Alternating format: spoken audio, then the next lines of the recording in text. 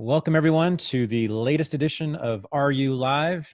Today we have a very special guest I'm very excited about, the eminent civil libertarian, Nadine Strossen, former president of the ACLU and professor at emerita at New York Law School, and who has written many books and is well known to anyone really who has studied or paid attention to civil liberties in the United States over the last, several decades. Nadine has been known to me long before I met her, when I interviewed her on the podcast, which was a couple of years ago now, maybe a year and a half ago, and has just been, central in, as an intellectual and an activist, I suppose, in all the major free speech fights during my lifetime, frankly, as a political person. So it's actually an honor, Nadine, to have you here. Thank you so much for joining us. Likewise, thank you so much. Yeah. So we need to talk, of course, about what everybody's talking about first, but then I want to also talk about your book and your current work on hate speech. But this is is this a challenging time for a civil libertarian, isn't it? I mean, this is I'm a pretty hardcore civil libertarian, and I feel like I am always prepared and always have the right answer and know what I want to say. And I think I more or less know where I stand during a pandemic. But it's been tough. It's been tough sustaining that argument, and it's been tough sort of maintaining my position as that kind of a person. So let me just ask you I would like for you to just talk expansively about this as much as you want. I'm just fascinated to know what's been going on in your head since this started. I mean, it's sort of reminded me of wartime, right? What we've entered, but it's different as well because the enemy is different. And during wartime, we can make an argument whether or not the Japanese or the Germans or Al Qaeda or ISIS actually pose a threat, but there is an actual threat here. We can argue about how much of a threat it is, but there is an actual threat. None of us deny. So just what has been in your head, sort of, did it, when you realized that we were probably going to enter quarantine, what was in your head about how to make an argument, or whether did you want to even make an argument for civil liberties at that point? Did you think that the government should be cracking down and locking down and forcing people to stay at home, et cetera? What was going on for you? Every particular government measure has to be analyzed individually. And I say that not only, and it has to be justified in terms of actual evidence. And the point that I'm making is not only a point that the ACLU and other civil liberties advocates maintain, it is also the essence of all constitutional law analysis in the United States, which is not that government may never restrict our rights. None of our rights is absolute. However, our rights are presumptively protected, and government bears an appropriately heavy burden of proof to justify any particular rights restriction. Those who have studied constitutional law will know that this is all summarized by a term called strict scrutiny.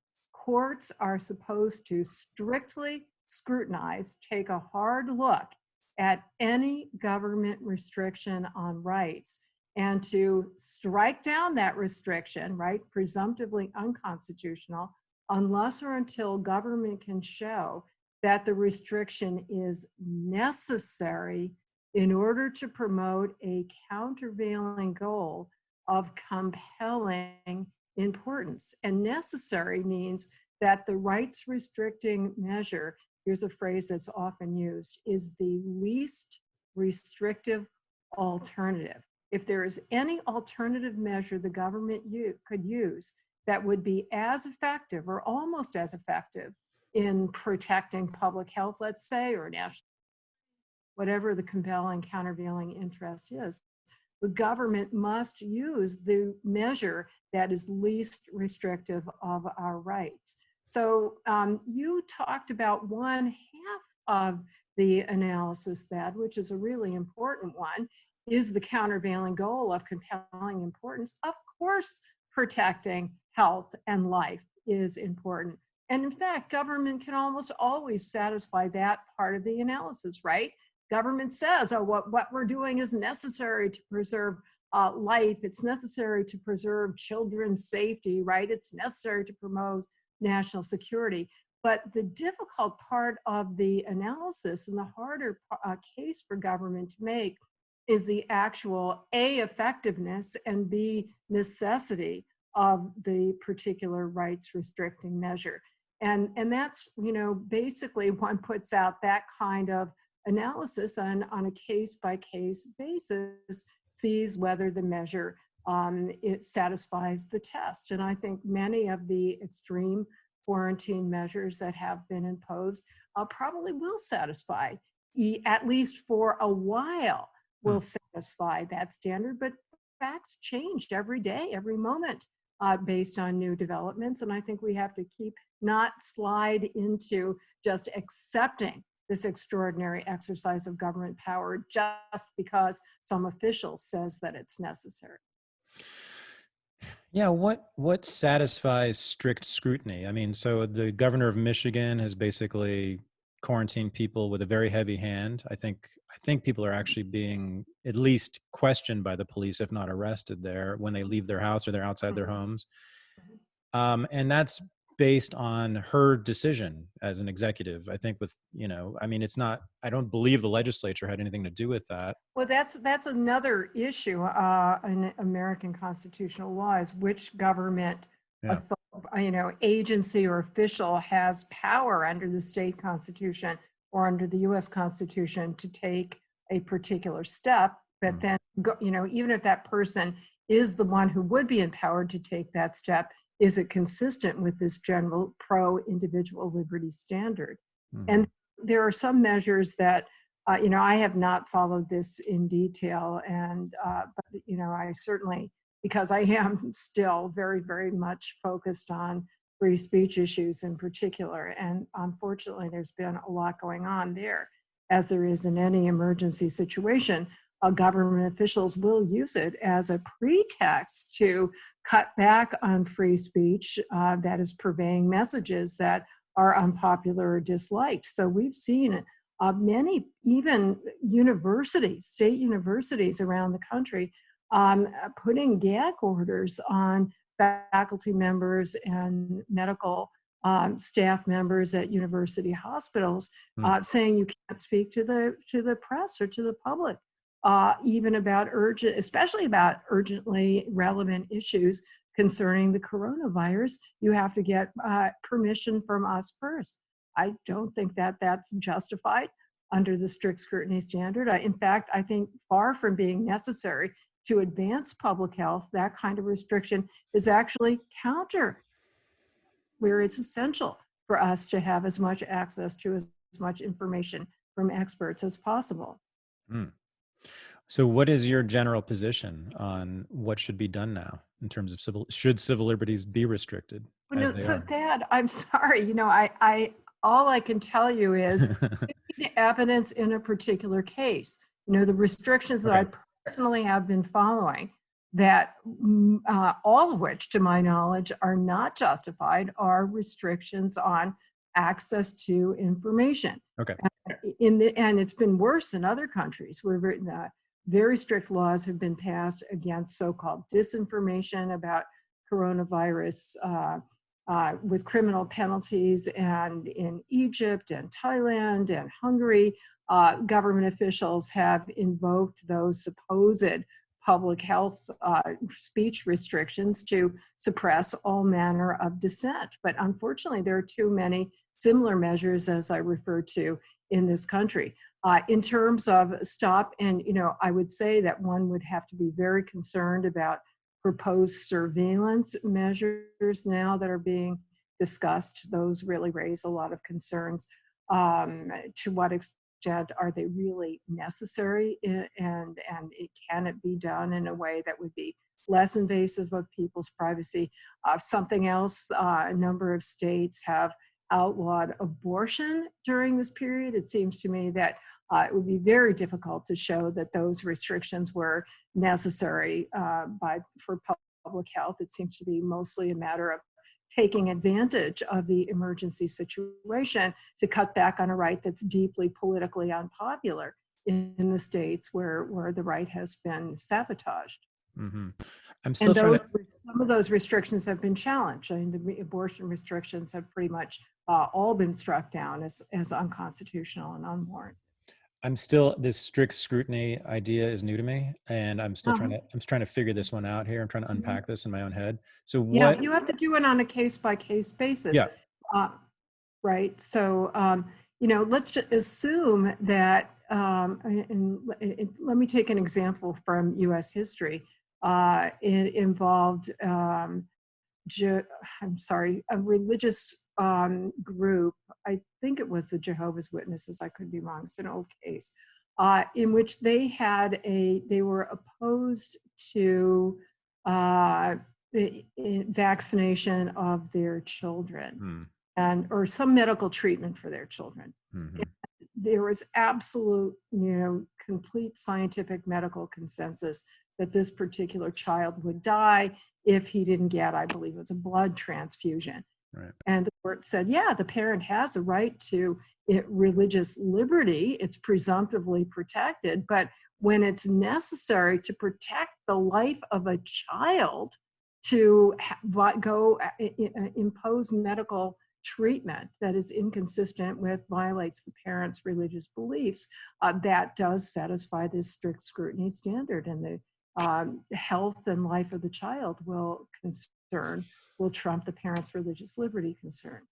Yeah, so I'm thinking about the relationship between science now and government, Mhm. right, on these questions, because it seems to me that's what comes up here, especially when it comes to public health, right? So if a governor or a mayor consults a certain number of scientists, Mhm. scientists with particular credentials, do they Mhm. then meet the strict scrutiny standard, Mhm. right, or Mhm. not? I mean, in other words, or can they just Yes, make it up? and Yeah. courts do typically defer to scientific expertise. I mean, they want to make sure that there is a credible scientific basis. And this has been the issue, by the way, since I mentioned it.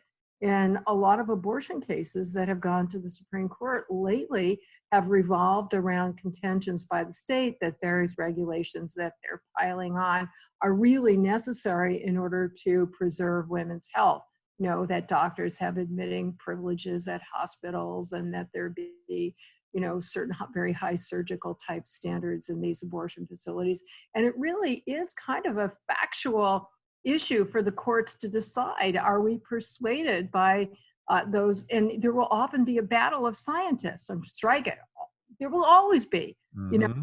some scientists and some medical personnel on filing on one side saying, yes, this is medically necessary for women's health, and a group on the other side saying exactly the opposite. And courts will then be in the position of making that decision. Yeah, I guess I get a little nervous about giving all power over to two entities, government and science, right? In times like this, over things like, religious liberty, right? That's what you're talking about with the Jehovah's Witness case. It was Mhm. science and the government were Mhm. given precedence over the rights to live according to their own religious doctrine, right? But what about when there is definitively another life involved, Yeah. namely a child? I would be much more sympathetic to a parent who said, I'm willing to risk my own survival, even if doctors tell me I'm not. And I would defend somebody's right to, in effect, commit suicide, but not to impose that decision on a minor that is within their control. Oof, this gets so dangerous though, because now we're talking about children and Yeah, who should be in charge of raising them and how they're yeah, raised, you know? yeah, So, I yeah. mean, it's not just Jehovah's Witnesses who are against vaccinations. It's, Hmm. I'm in the Bay Area Yeah, right now, across the Bay in right, Marin County, we have the right. Center of the Anti-Vaccination People.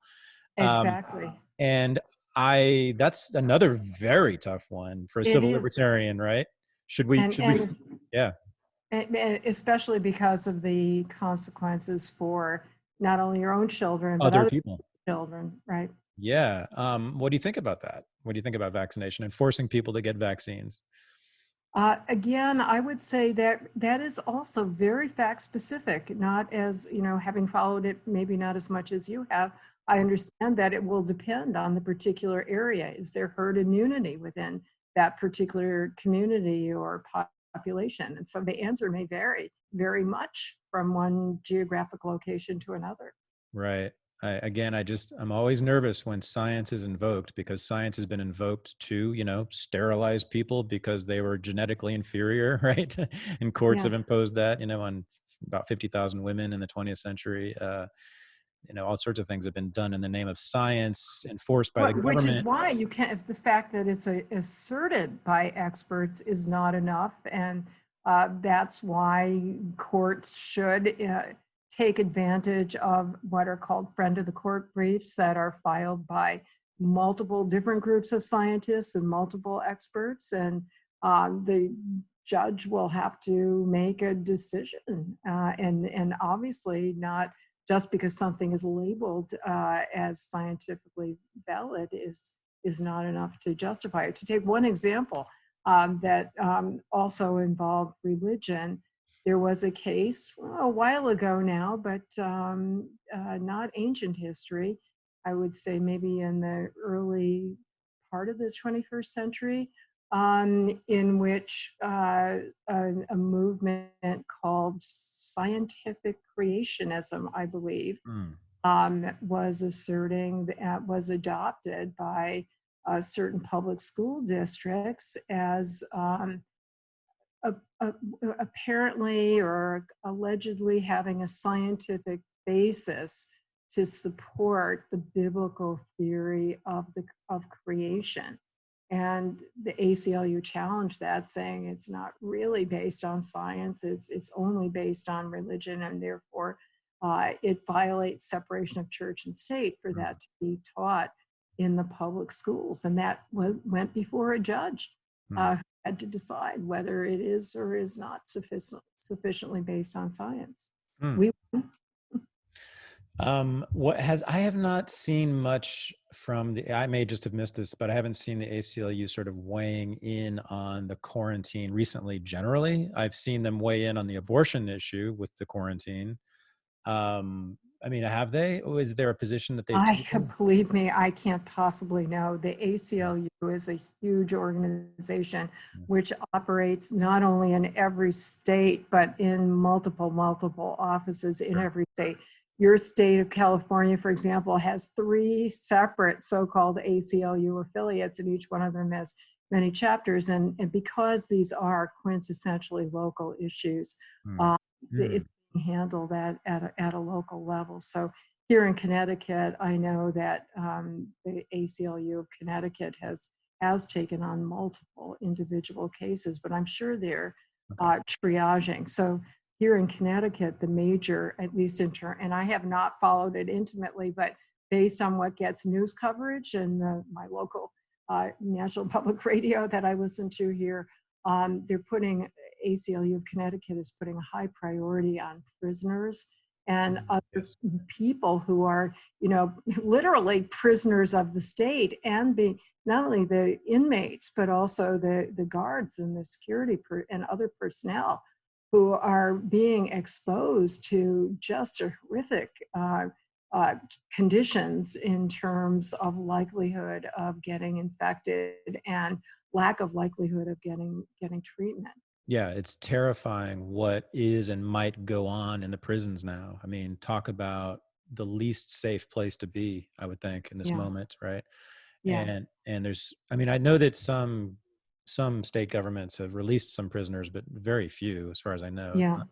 Yeah, and so I truly, I would agree, if that one is concerned about life and liberty, I would say both of them are most imperiled in those kinds of forced detention situations. Yeah, it's terrible. It's terrible. I just hope it doesn't get much worse, but I think it could in those prisons. So let's talk about hate speech. So you have a book out. It's been out for about 1.5 years now, right? And Yeah, I'm sorry. Let me grab a copy. I'll be yes, right back. please do. You got to use every opportunity to promote it. But and this is new, hot off the press, because it's the new paperback edition. Okay. It's called Hate, Why We Should Resist It with Free Speech, Not Censorship. And what's important about the new paperback edition, that is that it has a long epilogue which focuses specifically on social media. So a very hot topic. And so very important new content beyond the original book. Okay, good. Let's dig into this. So tell us first, how do you survey the scene in terms of hate speech right now? Like what are the politics of hate speech in America at the moment? You know, I would say that, and I read surveys regularly, and I just read one today. Um, People are a little bit inconsistent in their attitudes. But I would say the vast majority of people say that there is a particular hate, at least a particular hateful message that they think should not be protected, right? Right. Right. Most people, including, by the way, even a lot of civil libertarians will say, I believe in free speech, but, and there's always an exception. And the most popular exception among liberals and progressives in recent years and continuing to this date is speech that conveys hatred, discrimination, or stereotyping on the basis of race, religion, uh, gender, and other social identity characteristics. And uh, sadly, public opinion surveys show that even on college campuses where one would hope that a robust adherence to strong freedom of speech would be very prevalent, that surveys of students show that they think that the university and the government should have the power to censor hateful speech that targets traditionally marginalized or excluded groups. And sadly, that women and liberals and racial minorities support that kind of speech restriction more than other demographic groups do. And it seems to me that there's been an increase in the number of people in the country, or percentages of people in the country who favor restrictions of speech in the recent years. Is that generally true? It's not generally true. I would Okay. say, because I'm constantly throughout all the decades that I've been on the hustings defending free speech, Hmm. hate speech, and I put it in quotation marks throughout the book, as many experts do, to underscore the fact that there's no legally defined or recognized category of so-called hate speech that the Supreme Court has said is not protected Hmm. under the First Amendment. To the contrary, the Supreme Court, with strong support from justices completely across the ideological spectrum, this is one thing they all agree on and have agreed on for a long time, is that speech cannot be suppressed solely because its message is either hated or hateful. Rather, the Supreme Court has said if you hate the idea, then either debate it or ignore it or exercise your own free speech rights. Don't call on government censorship. Popular as that position has been among a wide array of Supreme Court justices, it has consistently been unpopular among the American public. And I can illustrate that by talking about the ACLU's, I think, best known and probably most hated or celebrated, depending on your point of view, case in all of the many controversial cases we've had throughout our history is the so-called Skokie case. Hmm. 1970s. So this goes back a long time when we, consistent with our long established pattern, and the ACLU celebrated our 100th anniversary this year. Going back to the very beginning, we were constantly defending freedom of speech, even for the idea that we hate, even for anti-civil libertarian speech. And it's always been controversial. And the Skokie case was really very inflammatory because it happened to take place in Skokie, which had a large Jewish population, at the time a large number of Holocaust survivors. It was soon enough after the end of the war. And so this group of neo-Nazis provocatively chooses Skokie for that reason to stage a demonstration. And not only did the village of Skokie deny them the platform, leading to a huge amount of attention and litigation, but even within the ACLU, this was so controversial Hmm. that we lost 15% of our members. And that's, remember earlier I said protecting freedom for hate speech is controversial, even among civil I see. libertarians. Right. You have people who are such diehard free speech absolutists that they pay their membership dues to join the ACLU, and yet they say, I defend free speech, but this goes too far even for me. So So it's perennially controversial. that's interesting. I didn't know about the dissent within the ACLU. So Oh, yeah. the ACLU defended the rights of the neo-Nazis in Skokie to march in that city, for people who don't know the And a case. half a century later, in 2017, we had the exact same situation.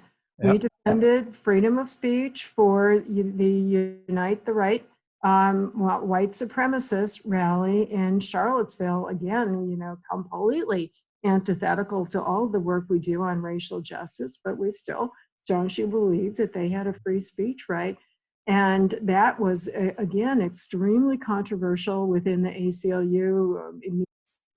A member of the board of directors of the ACLU in Georgia publicly protested and retired, and he had an op-ed in the New York Times, and a petition was circulated among ACLU staff members all over the country, calling on us not to re-examine our position, but why should it be us who takes these cases? Let somebody else take the cases. And again, we stood our ground, I think, absolutely correctly. I don't think that you can be effective or as effective as an organization that neutrally defends all fundamental freedoms for all people, no matter who you are, no matter what you believe.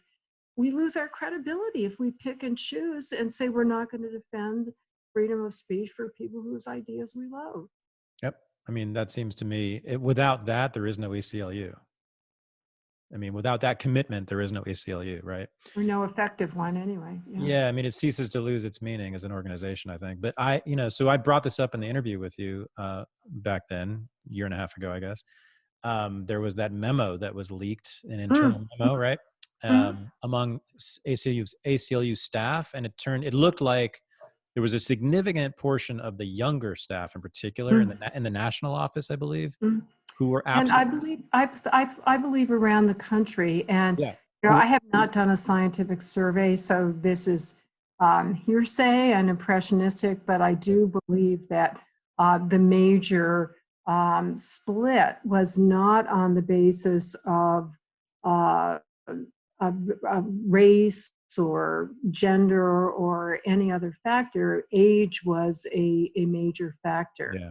So, and I've seen this in other surveys as well, that the older people are, the more supportive they tend to be of the traditional robust free speech position. And I've heard this again anecdotally, so it's, somebody should do some serious study here, but I've heard same observation made about other organizations or other professions where one would expect a commitment to freedom of speech. So I've heard it from friends who are journalists. I've heard it from friends who are in the publishing industry. I've heard it from librarians, from academics, certainly, that the younger members of those groups do not share the same traditional commitment to free speech that us baby boomers, okay, boomer, and even millennials, by the way, are more supportive of free speech than the younger. and the Gen Xers. Don't forget the Gen Xers. Yeah. Well, that's what makes me very concerned, very fearful for the First Amendment, is the combination of polls taken of college students recently, which shows that I think more than in a long, long time, they support restrictions on speech. The ACLU's younger staff not wanting the ACLU to any longer defend the rights of people who were hateful. And like you're saying, the sort of generational shift, it does not make you concerned. It makes me very concerned. I think. Of course, Yeah. as I told Okay. you, that's what prompted me to write my book. Okay. Yeah. I started writing it after all the explosion of student demonstrations, which Yeah. in the wake of Ferguson and other In Charlottesville. things of young African American men. And on the one hand, while to me, as having been a campus activist for social justice and racial justice, women's rights, other good causes in the late 60s and early 70s, it's just been wonderful to see the resurgence of campus activism. That I applaud, but there started to be this very consistent pattern of those who were advocating for equal rights and dignity somehow saw freedom of speech as being their enemy rather than the time-tested and worthy ally, which I believe it to be. So I wrote the book hoping to make the case, which I absolutely believe is true, that one cannot effectively advocate against any kind of injustice or for equality or any human rights without a really strong freedom of speech that is sufficiently strong to extend to even hateful speech. You know, again, what one person considers to be hateful and harmful, somebody else considers to be positive and liberating. In the 60s, it was Martin Luther King and civil rights demonstrators were constantly had their free speech rights suppressed in the name of community harmony and avoiding insults, and their messages were seen as really dangerous and subversive and defamatory and offensive. And to this day, Black Lives Matter is attacked as a hate group that's engaging in hateful speech, according to certain powerful politicians all over the country. Yeah, when I think about the 60s and I think about free speech and I think about youth, I think those things go together, right? Mm-hmm. Because Mm-hmm. you have sort of the famous obscenity trials. You have Lenny Bruce. Mm-hmm. You have the Mm-hmm. free speech movement in Berkeley, which my Yeah. parents were a part of. Yeah. Young people in that generation, hey boomer, right? Yeah. Were identified very closely with freedom of speech. Rock and roll, like Yeah. was censored, and it was, of course, young people who challenged those laws against censorship of And I don't music. think Lenny Bruce would be tolerated today. And I don't know if No. you're familiar with the situation that of Michael Weller, another graduate of Brandeis, along with Lenny Bruce himself. Well, Michael is an award-winning playwright, and he got some fellowship at Brandeis to come in as a playwright in residence and to use the Lenny Bruce papers, which are archives, which are at Brandeis. And he wrote a play that was about a Lenny Bruce type character today. And I mean, the play sort of came true because the plot of the play was that in today's climate, his mockery of the denigrating power of a stigmatizing terminology, right? He was trying to defuse it of its potential potency to harm and to degrade by just, repetition. And so it loses meaning. Don't let the word have that power. And students protested and did not want this play to be produced at Brandeis. So it was just so ironic that, since you mentioned that example, it would not fly on many campuses today. For the young people listening, which is I think most of them here, Lenny. I mean, you may not know. I don't know how many people know about Lenny Bruce here, but Lenny Bruce. Maybe people watch The Marvelous Mrs. Maisel, in which he's a character. But oh, is he? Only for us old folks. I didn't know that.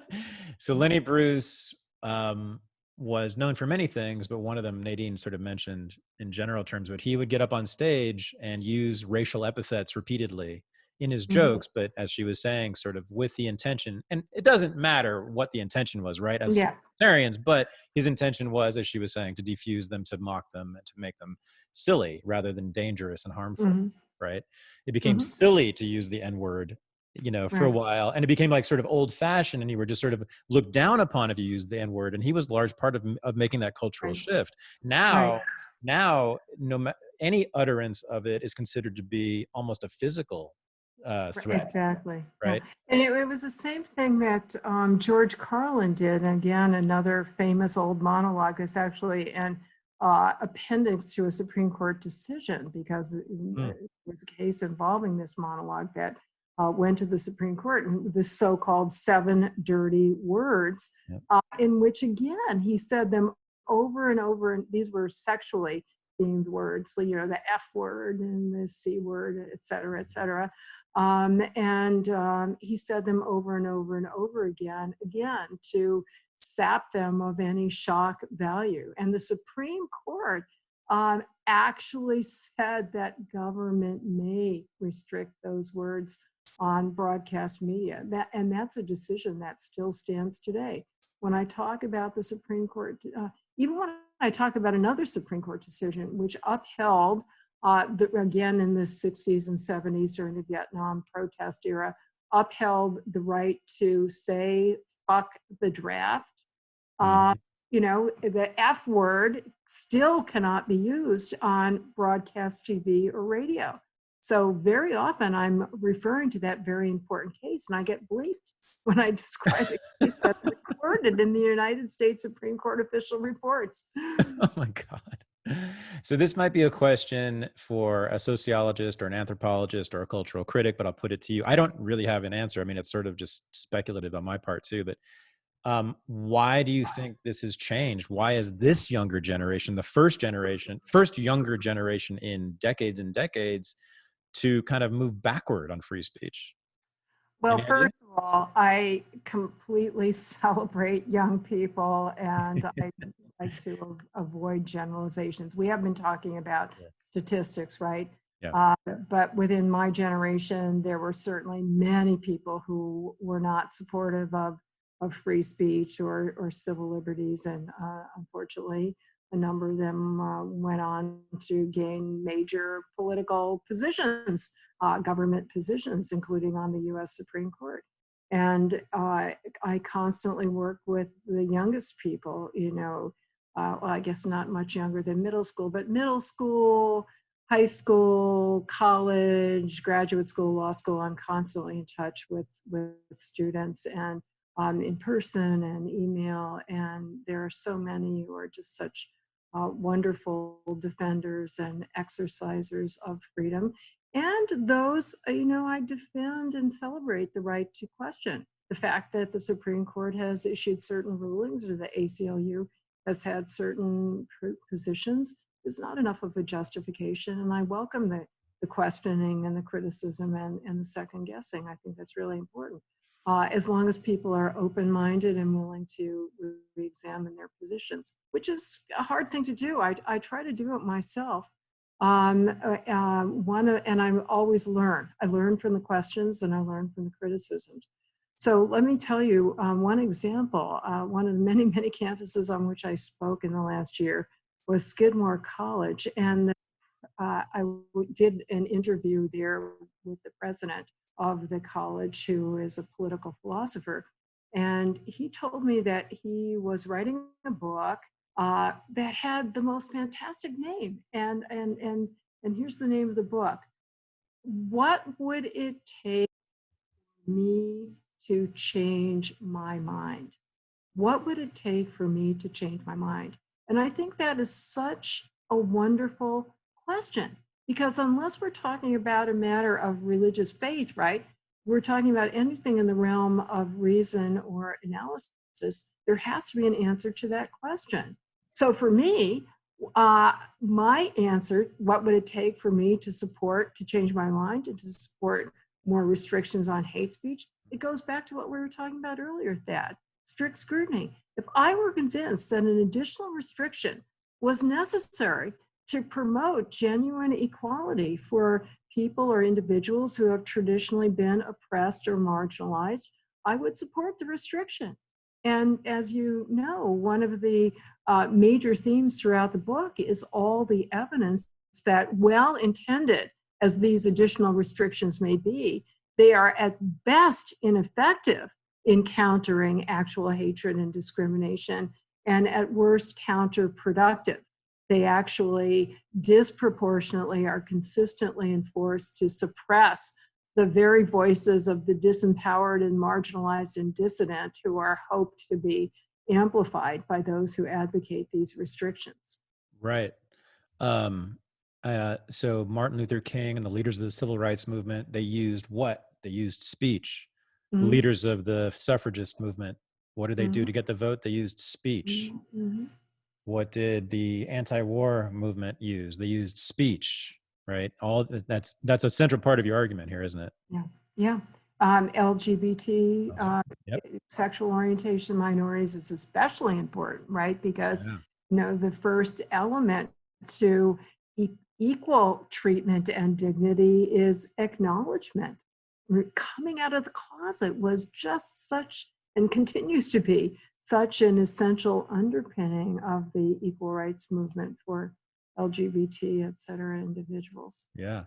I want to hear, okay, members, now it's your turn. I have a feeling there's going to be some theories among you as to why this current younger generation is less sympathetic to the First Amendment than previous younger generations. So, Jason from the Bronx, what do you got? Can you unmute Jason? There we Okay, go. my actually, hi Nadine, how are you? My question doesn't relate to that though, if that's okay. That's fine. Yeah. Okay, what I wanted to talk about, Nadine, was you know, it is true that often when you have the principles that you have, you're going to defend people that you vehemently disagree with, right? I mean, it's inevitable. So I was wondering what your thought process is, or maybe perhaps early in your career when you come smack up to ideologies and points of view that you absolutely can't stand. Like, how do you navigate that? And the reason I ask that is because I teach government class in high school, and we're talking about mainly African American and Hispanic kids in the Bronx, as Thaddeus mentioned, and we'll talk about something like Brandenburg versus Ohio. Wow. There's absolutely nothing that can be said that will have these students or the teachers or any of us, be sympathetic to Brandenburg. But I try to get them to think about, it's not so much about you agreeing or liking what's being said. It's about, do you think that Brandenburg's rights were violated? But it's it's a very, slippery slope to get them to navigate around, because it's simple. Like, you hear belligerent speech, I want it out, do away with it, lock them up and throw away the key. So like, how did you navigate that? And how do you navigate it even to this day? Oh, Jason, what grades do you teach? I teach high school seniors. Wow, that's really remarkable that they're studying Brandenburg. You must be a great teacher. Excellent question. And Brandenburg, by the way, I'm not sure everybody's familiar with the case, but it was a 1969 decision, unanimous. Again, as I said, the Supreme Court, despite all the ideological disagreements on so many issues, including many free speech issues, on this core question of freedom of speech for even the idea that we hate, they've been consistent all across the spectrum, which doesn't mean that they're right. Maybe they're all wrong, but I think it gives us pause. If justices who have such different ideologies do agree on this, we have to take the idea very seriously. And Jason, you may not know this, but it was an ACLU case. We represented Clarence Brandenburg. For the rest of you, a racist member of the Ku Klux Klan who at a Klan rally in Ohio was burning a cross. It was in a field somewhere, private property. Nobody else could see it. So it wasn't intimidating anybody. It wasn't threatening anybody. But he invited a news team from a local TV station to film it. And on the basis of the film, there was a successful prosecution in Ohio that the Supreme Court unanimously overturned and said that, let me say, he used the N-word. And by the way, it was quoted in the Supreme Court opinion. By the way, a friend of mine who teaches constitutional law at Wake Forest University was recently chastised because he had his students read the Supreme Court opinion with that word. Anyway, that's another issue. But And Brandenburg, he made these ridiculous, horrific speeches about, you know, we want to get revengeance against the Jews, and the Jews should be sent back to Israel, and the M's, and believe me, he said the whole word, should be sent back to Africa. And, you know, he's making negative comments about the Supreme Court protecting civil rights. Anyway, just hateful, repugnant speech. But the Supreme Court said it could not be punished unless the government could show that the speaker intended to incite imminent violence or lawlessness that was likely to actually happen imminently. So the generalized fear that this might possibly, potentially, at some time in the future lead to violence or lawlessness, that's not enough of a justification. And the standard is very hard to satisfy. The ACLU lawyer in that case was Eleanor Holmes Norton, African-American woman who for many years has been the District of Columbia representative in Congress. And she was the first African-American female chair of the Equal Employment Opportunity Commission. There could not be somebody who's been more committed to civil rights as well as civil liberties. To this day, she is so proud of the position that she took and that the ACLU took in that case. And Jason, even to amplify on the excellent point that you made, you have to be concerned not only about the rights of racists like Brandenburg, but you have to be concerned about the rights of anti-racists. Because if government has the power to punish on less than a direct likelihood of serious harm, but a more vague fear, that's when it's going to suppress the Martin Luther Kings and the crusaders for, you know, against the war, protesters against government action. So if you care about your own rights to advocate positions that might be unpopular, then that's what's at stake. So, and that's exactly how I process these cases. My father was a Holocaust survivor. He barely survived the Buchenwald concentration camp in Hitler's Germany. And so there's no message that I could abhor more than the neo-Nazis' message in Skokie or in Charlottesville.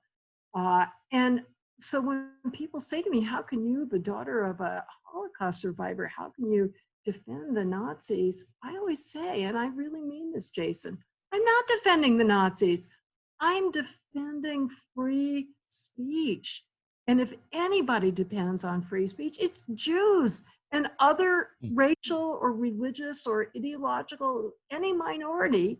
We're never by definition going to have majoritarian power. So we especially depend on freedom of speech and freedom to protest and right to petition the government, all of the First Amendment rights. And I truly look through, you know, the Nazis, our Clarence Brandenburg, the KKK, they're just the vehicle through which we are defending free speech for ourselves and our right to protest against their messages. You know, it might be too much for your students to read, but a wonderful young ACLU staff lawyer who does defend free speech very strongly, Emerson Sykes. He's African-American, Muslim, and he spent a number of years working in Africa. He recently wrote a short, very readable piece. You should easily find it, Jason, but if you can, email me and I'll send you the link, in the Brooklyn Law Review, in which it's specifically about defending Brandenburg. It just came out a few months ago. And as an African-American, as a religious minority, having worked in Africa and a number of countries there, he interviewed Eleanor Holmes Norton for this piece. It's really interesting. And he reaffirms that the ACLU was right, the Supreme Court was right.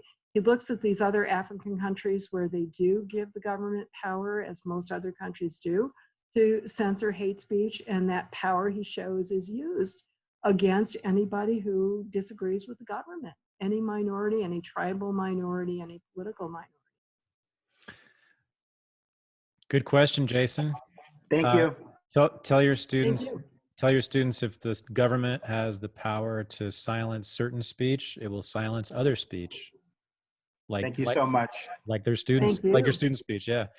All right. One more. Let's see. Let's go with Vesta, and then we'll go to the private session. Vesna, what do you have for Nadine here? Hi. Hi. Hi there. Hey, hi, Nadine. Greetings from Wisconsin. Where are you? Where are you? Wisconsin. Oh, yay. I'm from Minnesota, neighbor. Oh, hey, are you there now? No, I grew up Oh. there, but I spoke in Wisconsin very recently at the University of Wisconsin in Madison, and I missed it. and also at Marquette University. Oh, in Milwaukee. Yeah. Mm-hmm. Huh. Well, I hope that you got some Wisconsin hospitality. Oh, I sure did, and the cheese, best. So my question is, I came in late, so I might have. Uh-oh. Uh-oh. You might have to go. Vesna, we just lost you. Might have to go with someone else. Oh, sorry. I'm sorry. When she comes back, we'll have her back Yeah. on. Okay. Landry. And that'll be the last question. Vesna I will see come. Vesna's back. Are you back, Vesna? I have a theory. I'm a college student right now, so I All just kind of have a theory of why maybe youth culture has changed in terms of free speech. And I think it definitely has to do with the proliferation of, I'm here. for lack of a better word, the like I'm sorry. Wait, hold on. Sorry, we're getting woke across. ideology. Hold on, Vesna, hang on. We'll let you go after Landry. Okay. Okay. Thanks. Okay. Thanks. Sorry, Landry. Go ahead, Landry.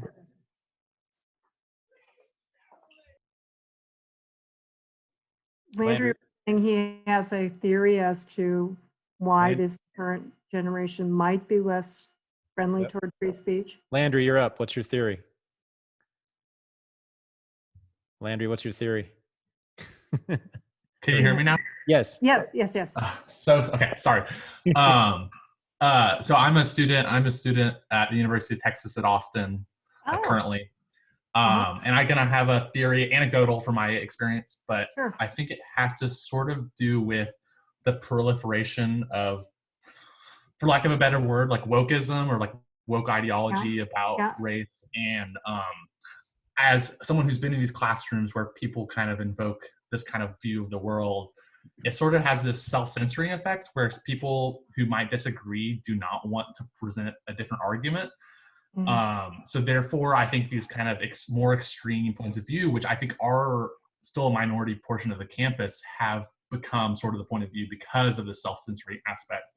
And this causes, I think, a lot of people, that causes freedom of speech being basically only promoted by people who are more fringe politically, like libertarians or conservatives on campus, who are predominantly white males. So it sort of reinforces the woke ideology that this is a, freedom of speech is a white, thing that aggresses, causes microaggressions and things like that. And I think it also has to do with that maybe my generation does not necessarily have a civil rights, movement or anti-war movement in the same way maybe prior generations did. So there's less evidence for people who share left points of view for freedom of speech.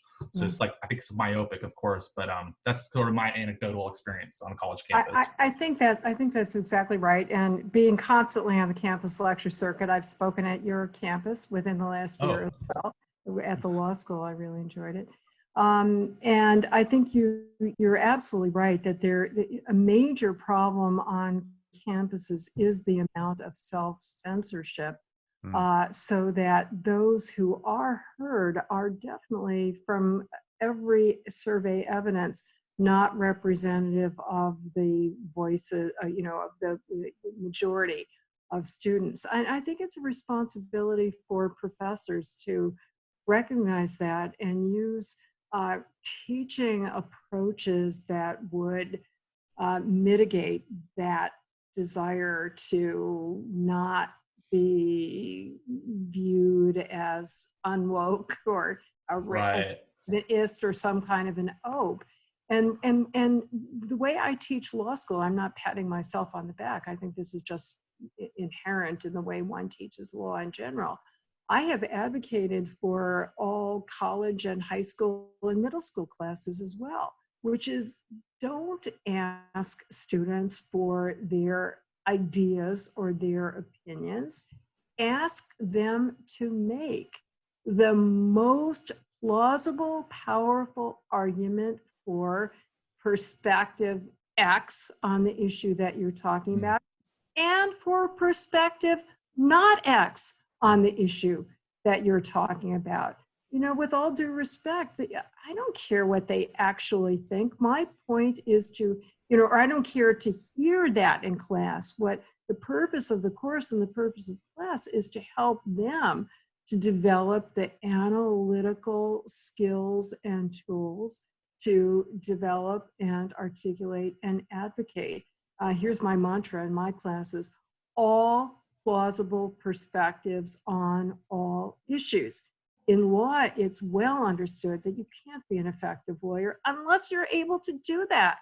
You know, today's dissenting opinion can become tomorrow's majority opinion. And the only way that you are going to effectively argue any position is to know the most powerful arguments against that position. And sometimes this is described as thinking like a lawyer. To me, it's thinking, period. This is the way you should teach any undergraduate course as well. And it has the added advantage of freeing the student from being associated with positions that he or she is articulating. So Nadine, you just perfectly articulated my ethos as a teacher and the ethos of Renegade University. We stand for not just a diversity of opinion and intellectual diversity, but we stand for, we don't stand for, we love the conflict of ideas here. Right. Because for the reasons you just spelled out, also it's just fun. We just find it to be very entertaining. And it's a learning opportunity, which is why I really don't, why I've kind of resisted a little bit lumping together all younger people as having the wrong view about freedom of speech. There are different views, and I really appreciate the opportunity to learn from those different views. Cool. We will now go to the private session. So if you are watching on YouTube right now and you want to join RU live sessions in the future, go to renegadeuniversity.com and become a member at any level. And we will now end the recording.